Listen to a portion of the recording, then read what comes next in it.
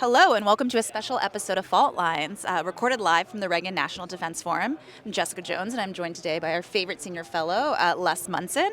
And we have a special guest today, Representative John Moolenaar, Chairman of the House Select Committee on China. Thank you, Chairman, for joining us. Thanks for having me. The Chairman has served Michigan for over 20 years, beginning his political career at Michigan's House of Representatives before moving on to the state Senate. He was elected in 2015 to represent Michigan's 4th District, and he was elected in 2023 to represent the 2nd District of Michigan. Before he entered politics, he began his career as a chemist. We were very impressed with that. Neither one of us are chemists. I don't know if that's shocking. No actual science background here. Yeah. Free of science.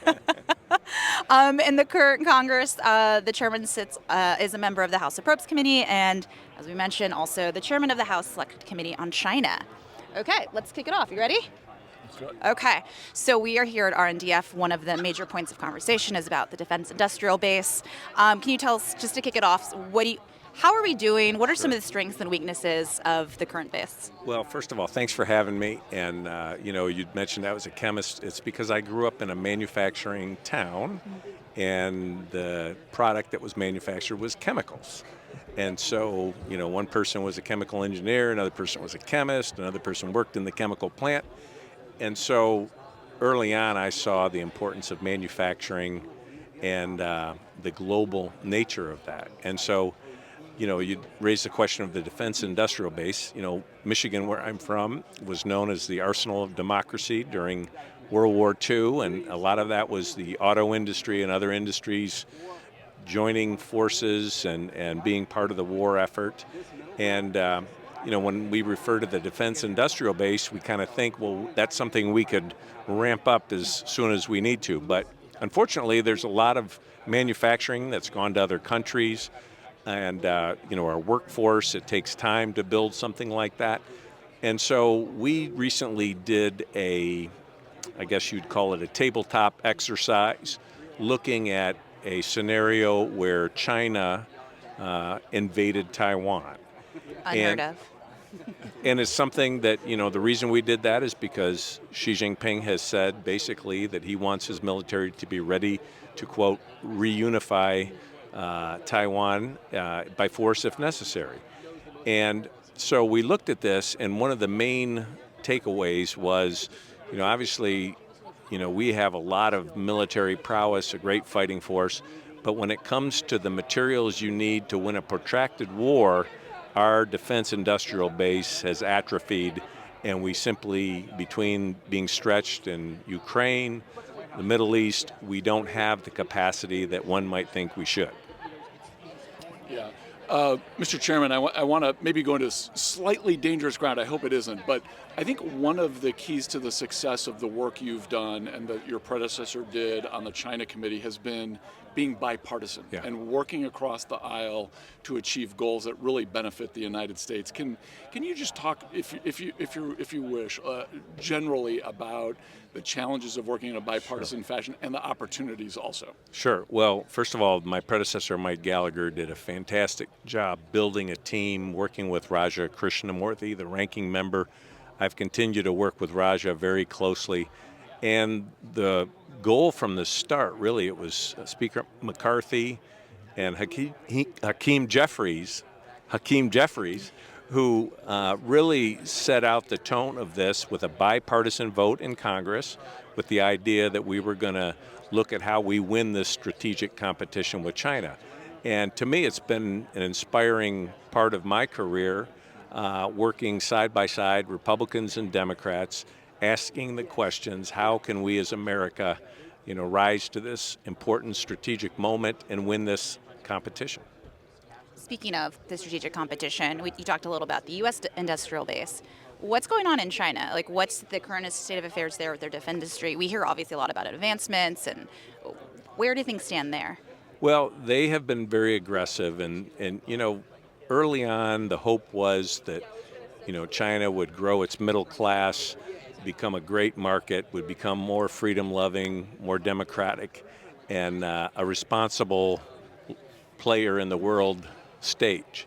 What we've seen is under Xi Jinping, they become more autocratic, more aggressive both at home and abroad, aggressive oppressing 1.3 billion Chinese, especially the Uyghur population where there's a genocide going on.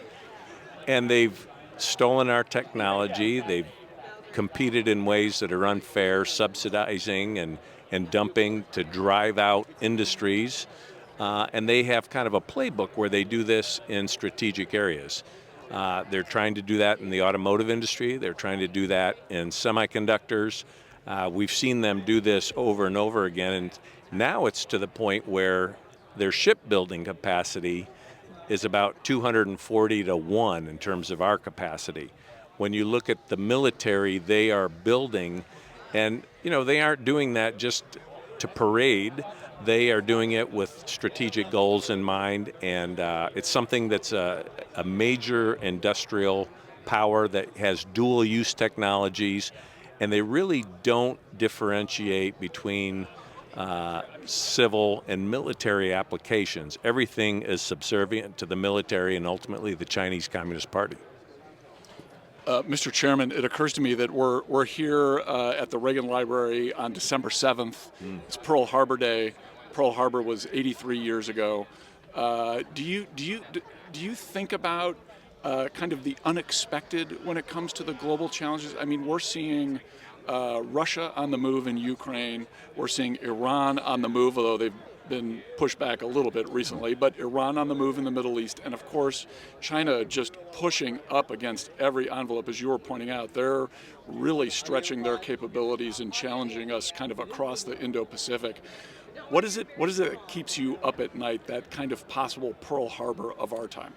Well, I think, the urgency. When you consider that most of us are living our lives, we view China with a certain sense of, we know they're involved economically. Most people aren't aware of their tremendous military buildup and how they are threatening people throughout the Indo-Pacific and Taiwan Straits, South China Sea, and the global rules-based order that we've all benefited from is threatened by the rise of China. And so that's something that is a concern because there is an urgency for us to deter their aggression. One of the things I love about Ronald Reagan is peace through strength. And he had a strong military, a strong economy, and he really talked about the benefits of freedom and constitutional republic that we have. And we're in a very similar situation, but the biggest difference is that our economies are very intertwined. And so whereas China has a terrible human rights record, they don't value the dignity of human beings in the same way. And by that, I don't mean the Chinese people. The people are wonderful. It's the Chinese Communist Party that is actually a threat to the people here and around the world. So obviously, as Les pointed out, you guys have discussed, the committee is bipartisan and there's, growing consensus of the threat of China. What do you think about the public's understanding? You bring up the word urgency. Is there an understanding about how kind of critical and timely the threat China poses? I am concerned about that. And when you think of the Cold War, there were different moments. You think of when Sputnik went up and suddenly we became aware of the Soviet Union's technological prowess and it became a threat. And because of that, there was a renewed interest in math and science. You look at the space exploration that occurred, and there was a response because there was a perceived threat. I'm not sure we totally understand the threat. Now, when it comes to China and their technological advances in different spheres, I'm not sure we fully understand that. It's not something to be feared because I'm confident in American ingenuity, our prowess, but when it comes to hypersonics and some of these other areas and technologies they've been stealing, we have to have that sense of urgency so we win the competition. Mr. Chairman, we're focused on defense issues here at the Reagan Defense Forum. There's, of course, a whole slew of other things: diplomacy, the economics of it, as we've been hinting at, the trade challenges, certainly, that I think we're going to be met more aggressively with the new incoming administration. Mm-hmm. But can you talk about maybe the high-tech sector a little bit? We've seen on the battlefield in Syria and in Ukraine, the importance of drones. Yeah. Do you feel like the U.S. is making the appropriate investment in these new technologies, and are we bringing them forth as quickly as our competitors are? I'm very concerned about that because when you look at the drones in the sky in the United States, about 80% of those are Chinese made. And China just sanctioned an American drone manufacturer, not allowing them access to the batteries they needed. So we do have some work to do. That's an area where they've dominated, they've subsidized, they've dumped and made it so financially difficult for our companies to compete that they've driven, us out of the business. That's an area, especially after what we've seen, on the battlefield, that we need to strengthen in America and make it a strategic priority. And when it comes to trade, we need to recognize we don't want China to have access to the most advanced semiconductor chips. That's something that would be a disaster. Already they're trying to dominate the market for the lower end chips and are going to be dumping. They're trying to do that in various strategic industries, and we need to recognize that and counteract that. Speaking of economic measures, there's a lot of conversation about American investments in China, and you recently just brought up President Biden's EO on restricting investments, especially national security threat. But you said there's more to do. More to do. Congress can do Sure. more. What steps should be taken? Well, I think a couple of bills that we've been working on, and we're going to keep working on them the next few weeks. If it takes the next administration to do it, we'll keep working at it. But, one is the area of a lot of our financial markets are, America's wealth is being invested in markets or businesses in China that actually benefit their military. Right. And sometimes they benefit the slave labor and surveillance society that China has. And so we have to restrict that in a way, not to restrict trade or in some way say that, hey, there can't be relationships, because I don't think we can ever decouple entirely from China. But we shouldn't be allowing our American dollars, whether it be taxpayer dollars or different financial benefits of our markets, to be benefiting the People's Liberation Army, because ultimately that army may be used against the men and women of the American Army. I want to ask a congressional nerd question. So the Select Committee on China has a special mandate to look at the challenge from China, of course, across a number of issues. And there's already committees, Sure. standing committees in the House, the Armed Services Yeah. Committee, Foreign Affairs Committee, others that have jurisdiction in those, legislative jurisdiction in those issues. How do you work with the other chairmen in those and chairpersons Sure. in those committees, and how do you kind of deconflict with Right. them? That's a great question, and I think this first year with the China Committee, what we've seen is everybody was trying to figure out what their role was. I think the role of the Select Committee is to be a force multiplier. And so when you look at the TikTok legislation, that went through Energy and Commerce, and it was a close partnership with our chairman, Mike Gallagher, Rajat Krishnamurthy, Kathy McMorris Rogers, and it went through more or less unanimously. Similarly on Biosecure, that legislation went through Judiciary. If we're going to make progress on trade, it'll go through Ways and Means. So what we're able to do is focus with a laser light on this strategic relationship with China and say, how can we benefit the standing committees that have jurisdiction in these areas as a force multiplier to help them achieve their goals as a committee. So speaking about the committee, what does the future have in store? Can you share with us, kind of what's going on with it? Well, first of all, it has strong support, and it was immediately going to be a 2-year, and has to be reauthorized. Mm-hmm. And we've got a strong message from the Speaker in support. The ranking member is very supportive. It's a committee that a lot of members want to get on because it is very bipartisan, and we're working very hard in the national interest. We've got a lot more work to do. And I'm excited because it covers so many various areas, and everybody who is part of the committee has different areas of expertise, and we're bringing that all to bear to win this competition.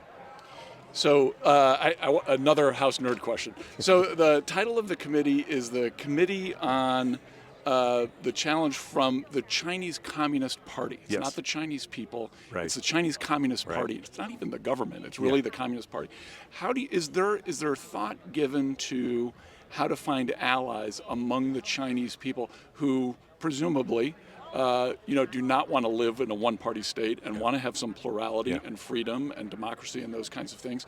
Is there a way to find allies inside the Chinese system to work with us as we think about the challenge from the Communist Party? I think that's very important to do, communicating with the people of China. Unfortunately, there's a firewall where the CCP restricts that information. So it has to be creative ways. We've seen what happened in Hong Kong. You think of Hong Kong as this vibrant financial center where there was freedom. When it changed over from British control, it was going to be one country, two systems. We've seen they've completely broken the promise on that. And so people who speak out against communism get thrown into prison. And there are many examples of political prisoners now there. So it's difficult to do because of that firewall. But I believe that we need to do that speaking directly to the people of China, but also people around the world, because China is very aggressive trying to get their message. They're bribing different governments through their Belt and Road Initiative, creating tremendous debt in different countries, trying to build allegiances. And what that's doing is threatening our rules-based order that we all love and cherish. And so we need to be very strategic about that. All right, that's a wrap. Thanks so much for joining us today. My pleasure. Quick and easy. Thanks so much for having me. Thank you, Chairman, for joining us. Thanks to Devlin Burney, Claude Jennings, and the NSI team for producing today's episode. Fault Lines is our recording live here at RNDF. This will be up on YouTube, so you get to actually see the chairman, so please check us out there. In the podcast hut? Yeah, in our podcast hut. So if you don't know what that is, you got to watch to figure out what it is. And always, if you like what you heard or saw, be sure to rate, review, and subscribe.